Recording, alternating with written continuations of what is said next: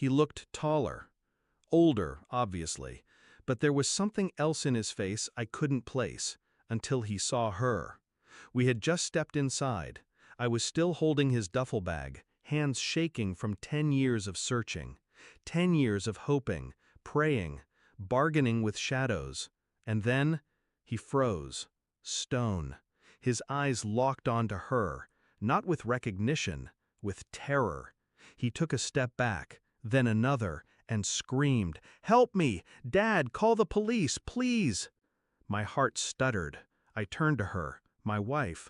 She didn't flinch, didn't blink, just slid her hand into her purse, slow, mechanical, like she'd practiced the motion 1,000 times.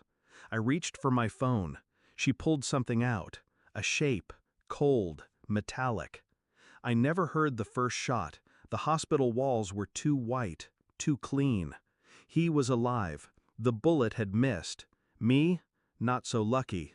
Shoulder shattered, clean exit. She disappeared before the police arrived, vanished like smoke. But her silence said more than any excuse could have. The moment I saw his eyes, his panic, I knew. It wasn't kidnapping. It was escape, from her, the woman I shared a home with, a bed, a life. The boy never called her mom. He wouldn't even look at me when I said her name. He just whispered, "She told me you were dead." She told him I was dead. I nodded, but inside, my bones were ice, my veins, wire. And something deeper began to stir. Not rage, clarity. He wouldn't say more, not at first. Years of silence don't shatter all at once. So I stopped asking and started watching. I found the old storage drive from her laptop, wiped clean but not well. Restored files, hidden folders, passwords she thought I'd never guess. I saw bank transfers to places I'd never heard of. I found photos, not of her, of him, my son, from years after he went missing, standing beside men I didn't know, one with his hand resting too firmly on the boy's shoulder. And then, video.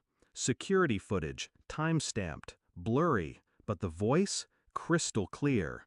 "Do it, or I'll let the buyer take him instead." Her voice, no doubt.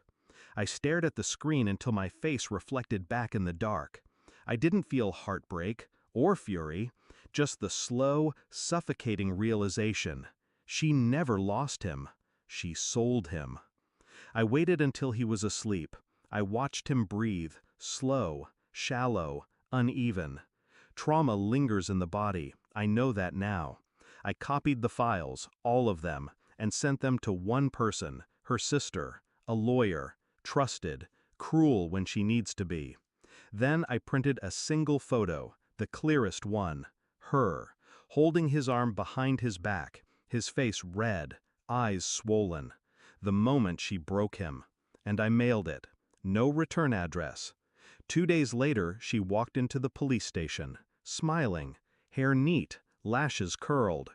She thought she could spin it, twist it, manipulate the narrative, but I was already there.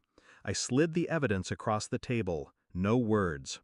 She scanned the pages, photo after photo, bank records, audio.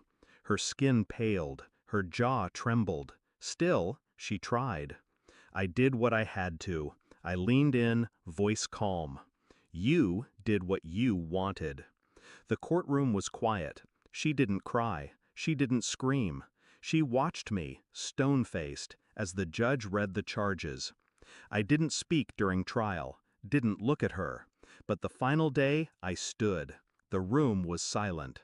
I searched for my son for 10 years. I buried the idea of him, grieved him. I turned to her, and now, I know who killed him. It wasn't the men you sold him to. Pause. It was you. She flinched. A crack. I walked out while she stared ahead, still trying to control the story with silence. But her silence was no longer power. It was the sound of drowning. He sleeps better now. Still flinches at loud doors. Still wakes from dreams he can't explain. But he sleeps. I moved us far from the city, quiet town, new names, clean start. The past doesn't haunt me, it educates me. I no longer ask why. I no longer wonder how she fooled me. I only remember the look on her face as the cell door closed, and how, for the first time in years, I didn't feel anything at all. Some people lose themselves in grief. She just sold the part of her that ever loved.